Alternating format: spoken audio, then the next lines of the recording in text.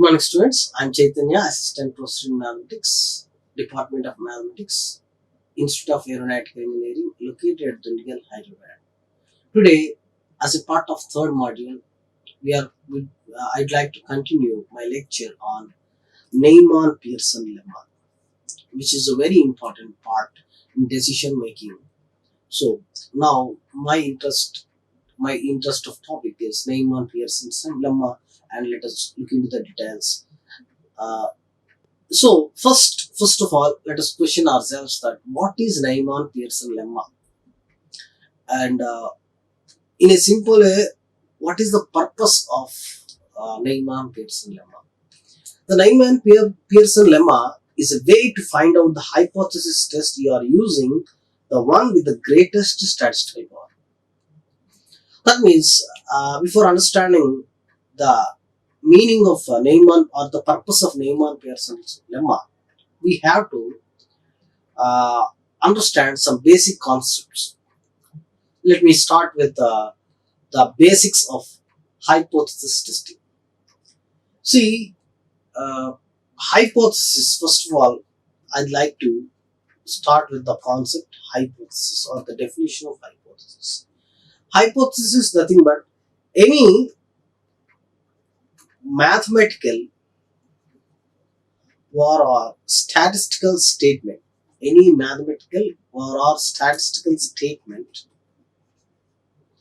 which describes a given numerical population,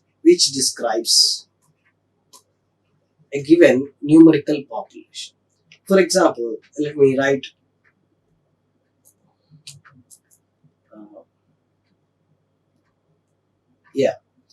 Suppose I'm interested to study on a population where population is the students of IARE, and I have written a statement that the average height of IARE students is 58 inches.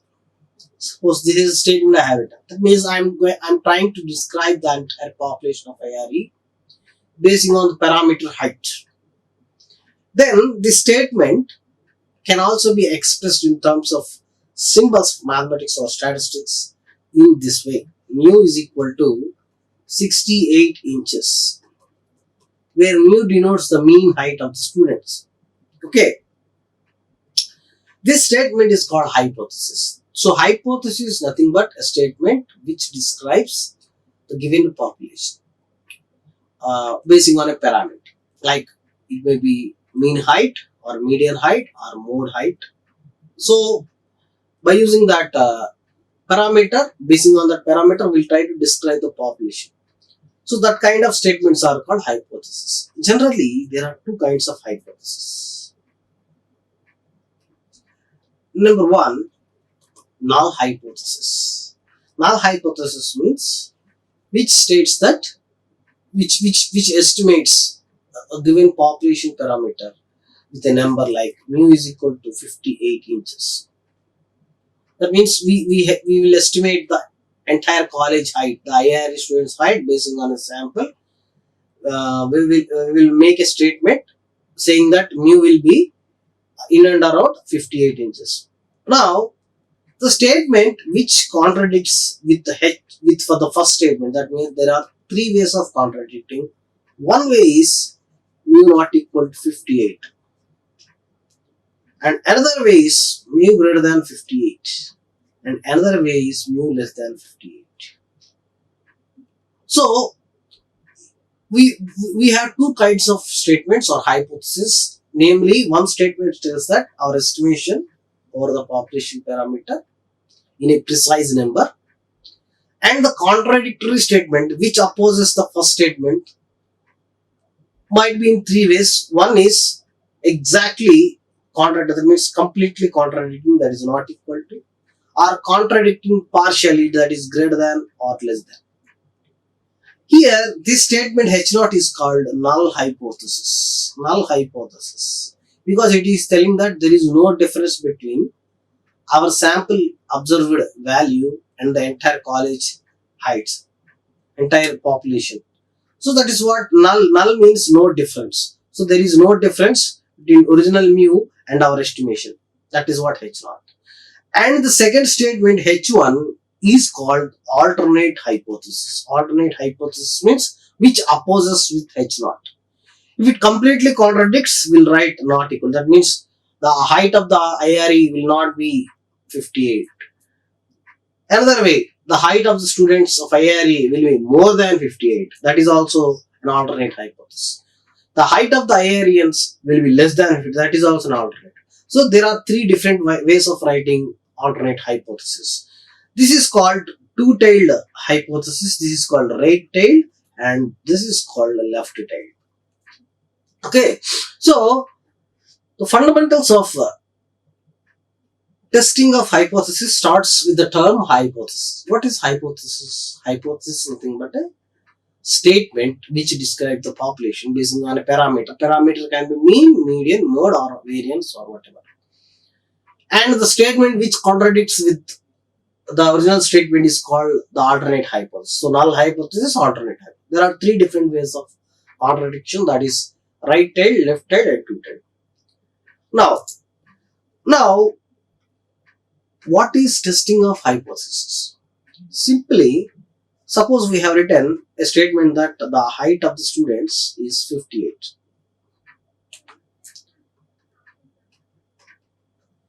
And we have written another statement that the height of students need not be 58.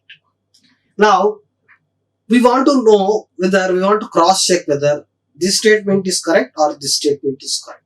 So, the procedure which you adapt to check whether H0 is true or H1 is true is called testing of hypothesis. Is called testing of hypothesis.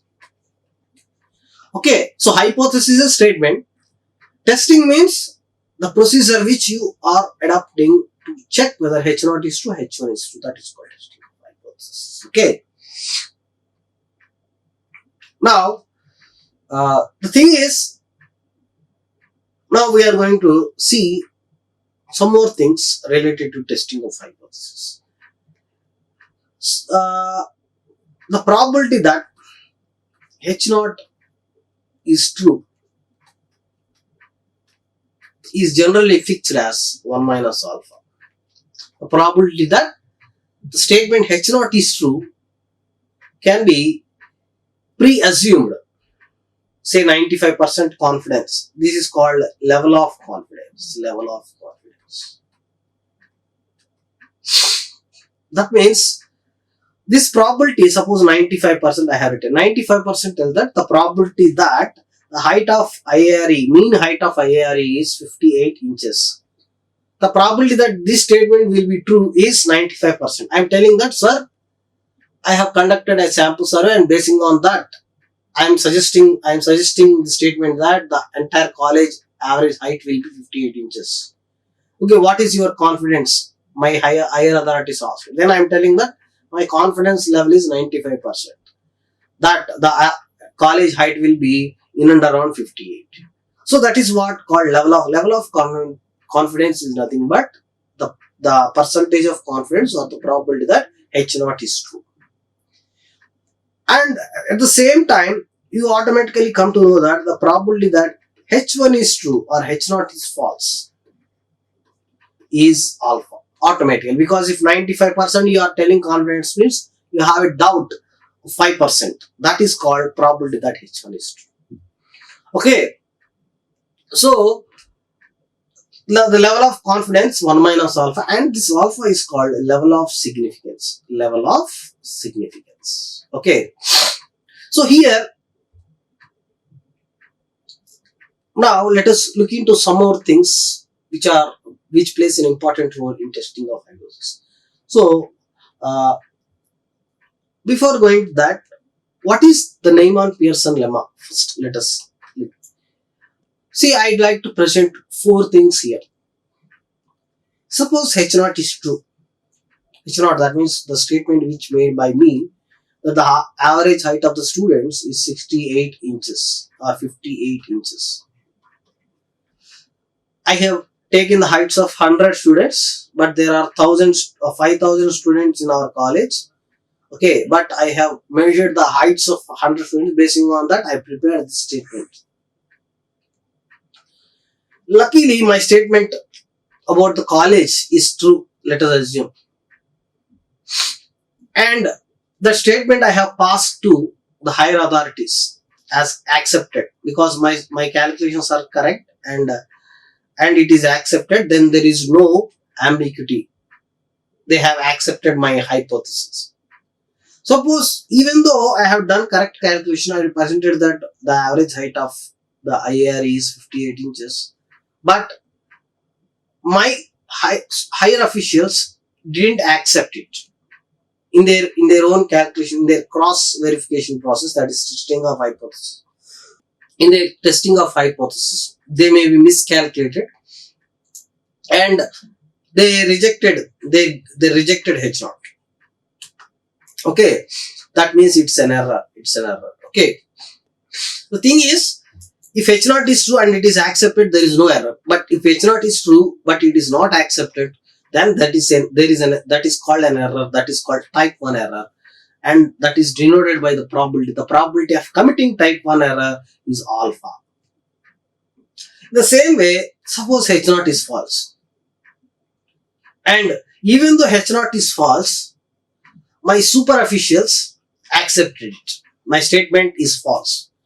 That means in my sample calculations I didn't do correct, and my calculations are wrong, and I got wrong answer. I passed it to my higher authorities without proper cross verification. They accepted it. That means even though it's not false, they have accepted. That is an incorrect decision. This kind of error is called type 2 error, and the probability of committing type 2 error is called beta. Again, suppose I have done wrong calculations based on my sample, and I passed a statement, and my higher authorities found that I did a wrong, and that is why they rejected. Then the decision is correct. Here, this is called 1 minus beta. This is called 1 minus alpha. This is called power of test. This is a motivation for NEYMAN Pearson lemma. That is what I mean to tell you. So power of test 1 minus beta is the key component of NEYMAN Pearson lemma. So there are 4 things. H0 is true, accepting H0, no error, 1 minus alpha. H0 is true, rejected, error, that is alpha, type 1 error. H0 is false, accepted, that is a type 2 error, beta. H0 is false and that is rejected, that is also correct decision. This is called power of test. Now NEYMAN Pearson lemma always tries to maximize this 1 minus beta. The NEYMAN Pearson lemma is that the test we are conducting is called a very good test if and only if 1 minus beta is as maximum as possible. So let us look into the things, or look into the statement of NEYMAN Pearson's lemma, and let us discuss it into much deeper. So let us start our discussion from the beginning. The NEYMAN Pearson lemma is a way to find out the hypothesis you are using the one of the greatest statistical power. What is statistical power? Power of test, that is 1 minus beta. That means if you are using the good test, means the 1 minus beta will be the greatest, that is the maximum value 1 minus beta will have. Okay, that means as maximum as 1 minus beta, as good as the test you are conducting. So in order to check whether your test is good or not, that is 1 minus beta is maximum or not, you must use NEYMAN Pearson's lemma. That's what it's simply telling. The purpose of NEYMAN Pearson lemma is to judge whether 1 minus beta is maximum or not. The power of hypothesis test is the probability that the test correctly rejects the null hypothesis. Just now I told you. The probability that H0 is accepted even though it is true, that is alpha, or the 1 minus alpha. The probability that H naught is accepted even though it is false, that is alpha. The probability that H naught is accepted even though it is false, that is beta. The probability that H naught is rejected even though it is false, that is 1 minus beta. These two are correct decisions, these two are wrong decisions. So the power of a hypothesis test is the probability that correctly rejects the null hypothesis. It means 1 minus beta, simply. That's what it is meaning. When the alternate hypothesis, that means H1 is true, H0 is false. Okay. Now, the goal would be to maximize this power so that null hypothesis is rejected as much as possible when the alternate hypothesis is true. So, maximization of 1 minus beta means you are trying to maximize the chances that null hypothesis is rejected and alternate hypothesis is accepted. The goal of maximization of 1 minus beta. The lemma basically tells us good hypothesis tests are called likelihood ratio tests. Okay, so the lemma is named after Georgy NEYMAN and Egon Sharp Pearson, who described it in 1933. The NEYMAN Pearson lemma is after two statisticians, namely Georgy NEYMAN and Egon Sharp Pearson, who described it in 1933. It is considered by many of the theoretical foundations of hypothesis testing theory from which all hypothesis tests were built. There are several tests in hypothesis, namely Z test, T test, F test, chi-square test. There are several testing of hypothesis. For all these tests, the basement is nothing but NEYMAN Pearson. All these tests, fundamentals, the procedure of this test is based on NEYMAN Pearson's lemma. Okay, the NEYMAN Pearson's lemma is based on a simple hypothesis. There are again two kinds of applications of NEYMAN Pearson. One is on a simple hypothesis, and another one is one composite hypothesis test. A simple hypothesis test is one where the unknown parameters are specified as single values.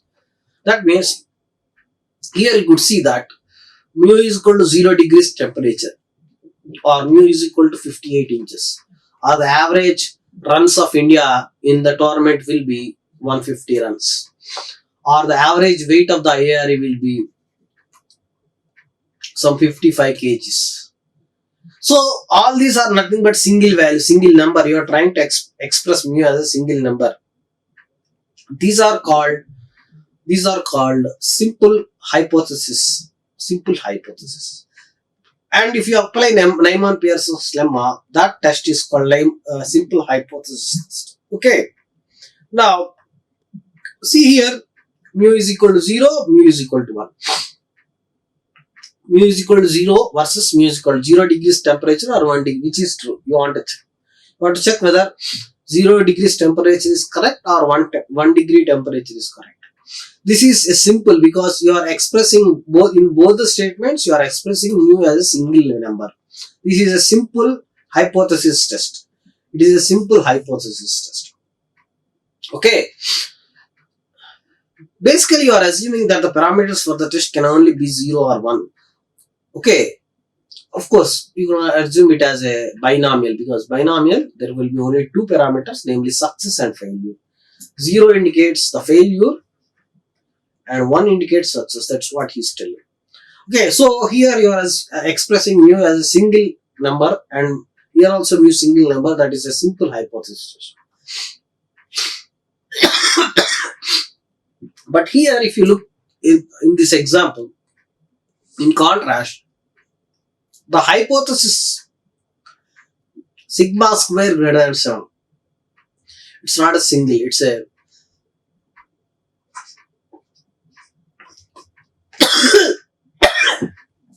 if sigma is equal to 7, that is a single number, then it is simple. But sigma greater than 7 or sigma square greater than 7, it is not a simple, it's a composite or composite hypothesis, because it represents a region greater than 7. all the values, all the numbers greater than 7. So it is called composite hypothesis. So when you use greater than or less than, that statement leads to composite hypothesis. But when you use equality or okay, then that test is called simple hypothesis. Okay. Simple hypothesis, even optimized ones, have limited practical value. Generally, we always connect to composite hypothesis because generally, practically, simple hypothesis generally have limited practical applications. We in most of the practical times we generally resort to composite hypothesis. Like all hypothesis tests, the simple hypothesis test requires a rejection region, the smallest sample space which defines when null hypothesis should be rejected. The rejection region could take on many values. The NEYMAN Pearson's lemma basically tells us when we have picked the best possible rejection region. The best rejection region is one that minimizes the probability of making type 1 or type 2 error. Here he is presenting us one more important point called best rejection region. What is best rejection region? See, when we apply a test, we will select a statistic formula, say Z test or T test or whatever. Suppose let us assume Z test. Then the entire area under the normal curve, because central limit theorem follows normal distribution. See, at probability 1 minus alpha, what is 1 minus alpha? Probability that H0 is accepted and it is true. Probability that H0 is accepted and it is true. That is 1 minus alpha. So, what is alpha? Probability that H0 is rejected even though it is true. So, entire area will be divided into two regions where one is shaded, one is empty. White region and shaded region.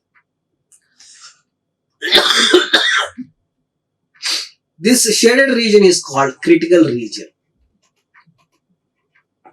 This shaded region is called critical region, and this white area is called acceptance region. That means this entire area will be 1 minus alpha percentage, and this shaded area will together will give you alpha percentage area. That means out of total area, suppose 100 cents, and 1 minus alpha is 95%. That means this empty white area will be 95 cents, and here it will be 2.5 cents, and this will be 2.5, total 5 cents. Okay, so the critical region is a region which tries to reject H0, and the acceptance region, that is this white region, always entails the H0 to be accepted. So the region which supports H0 to be accepted is called acceptance region, and the region which doesn't support H0 to be accepted is called critical region. That is, shaded is critical, white region is the acceptance region. Here he is called best rejection region, means it should be as small as possible. That means the alpha percent area should be as least as possible. That is what he stated. If alpha is as least as possible, then the type 1 error, type 2 error will be very, very small percentages. That is, alpha and beta will be very, very small percentage. So the best rejection region is nothing but where alpha and beta are as least as possible, and 1 minus alpha and 1 minus beta are as big as possible. That's what we call best rejection region. Okay. As I already told you, a type 1 error where you reject the null hypothesis when it is actually true. A type 2 error is where you fail to reject the null hypothesis when it is false. Okay. So H0 is true and you accepted, that is alpha. H0 is true but you rejected, that is an error, that is type 1 error. H0 is false, you rejected, that you accepted, that is a incorrect decision, type 2 error, beta. H0 is false, you rejected, that's a correct decision. Okay, this is alpha, this is 1 minus alpha, this is alpha, this is beta, this is 1 minus beta. Okay, and 1 minus alpha, the type 1 error is also known as producer's risk,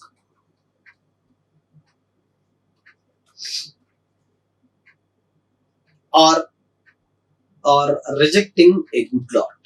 Rejecting a good lot. And the type 2 error is known as consumer's risk. Consumer's risk,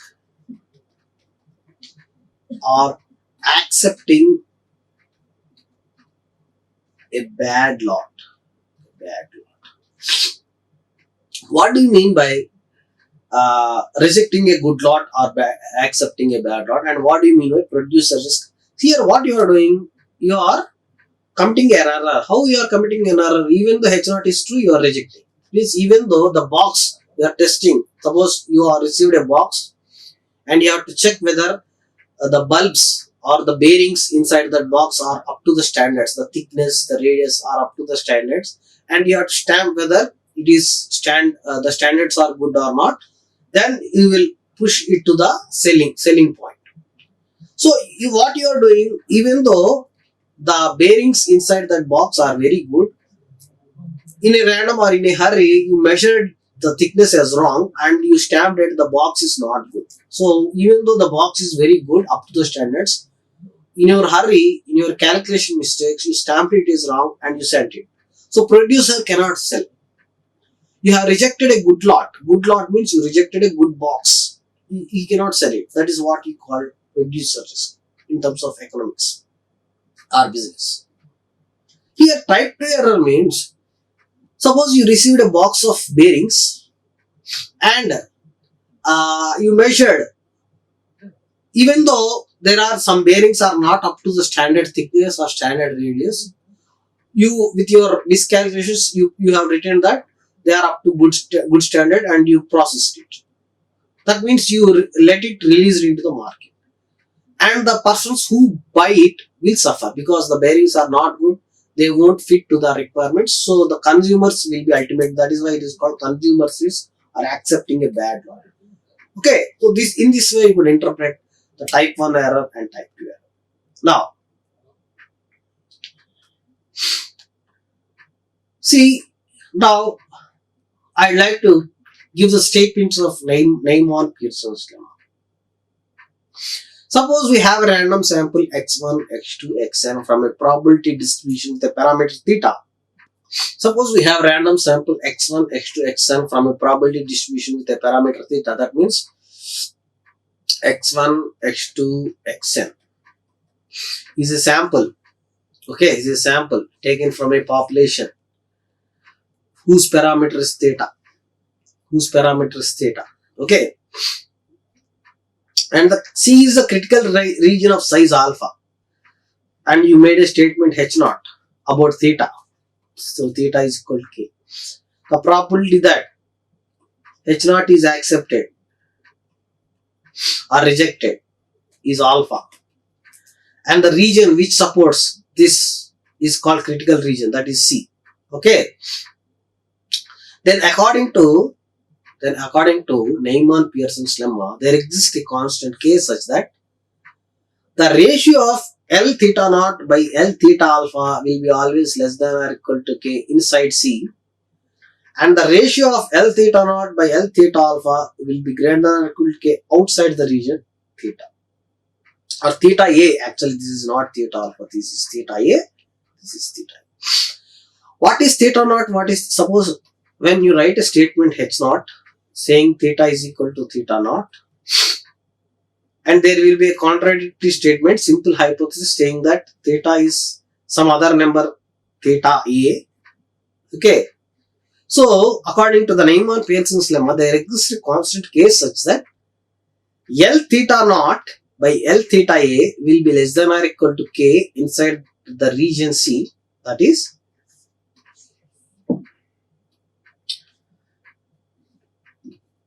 in this shaded region C, the ratio will be less than K, and in this white region, the ratio will be greater than K. Like that, you can find K always. That is what the NEYMAN Pearson's lemma says. Okay, and if you are able to find such K, then that region C is called the best critical region, and 1 minus beta will be the highest power of the test, and the test will be considered the very good test. That is what the NEYMAN Pearson's lemma tells. What is L theta naughts? Nothing but likelihood ratio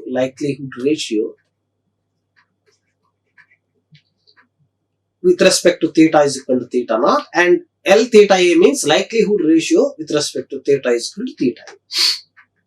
Okay, so NEYMAN Pearson's lemma states that if you have a population with the parameter theta and you are making a statement H0, H1 over theta, and you collected a sample X1, X2, Xn, okay, then there exists a K such that the ratio of L theta naught by L theta A, theta naught means null, A theta A means alternate hypothesis, will be less than or equal to K inside C, greater than or equal to K outside C. When for your test this K exists, then such test is called best, region is called best critical region, the test is called powerful test. Okay, that's what NEYMAN Pearson lemma says. Now, here we'll see a problem in a quick glance and we will conclude the lesson. Suppose here I'd like to find out the best critical region by using NEYMAN Pearson's lemma for this parametric function, distribution function of a population, where my level of significance is 5%, that is H0 is rejected. Probability that H0 is rejected is alpha. Okay, and now I want to find the best critical region for this, where coordinate hypothesis theta is equal to null hypothesis theta is equal to 3. Okay, so here I started with the ratio L theta naught by L theta alpha, where alpha theta naught means, see here once, theta naught means 3, theta A means 2. Okay, so what happens? Theta into x theta minus 1. So when theta is equal to 3, it becomes 3 into x power 3 minus 1. When theta is equal to 2, it becomes 2 into x power 2 minus 1. I have taken the ratio. The ratio is like this. Now I want to check whether this will be less than or equal to k for some k up. If I am successful in finding this k, then I'll be successful in finding the critical region. So 3 by 2 into x less than or equal to k, that means x less than or equal to 2k by 3. Okay, x less than or equal to 2k by 3. And now, what is the probability? Probability of rejecting H0 is probability of rejecting H0 is 5%. So what does it says? Integral probability means 0 to the constant k up to f of x dx will be 0.05, and I have substituted because rejection means